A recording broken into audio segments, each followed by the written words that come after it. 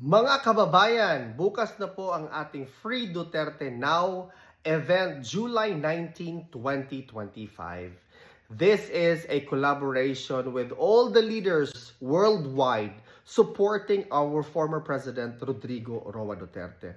I already posted details po kung saan ito gaganapin sa Pilipinas. You can check them out. Pero bukas sa The Hague, Lan Van Regan kung saan po ginanap ang birthday celebration ni Vice President Inday Sara. Alauna ng hapon hanggang alas 5.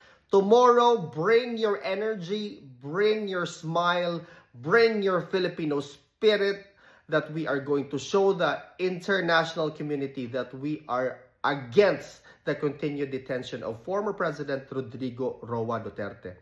Lagi po nating tandaan na ginagawa po natin ito para sa future generation of Filipinos to also enjoy the liberty that we enjoyed today.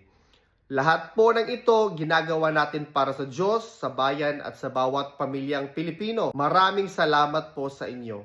Mabuhay ang mga Pilipino, mabuhay ang ating bansang Pilipinas.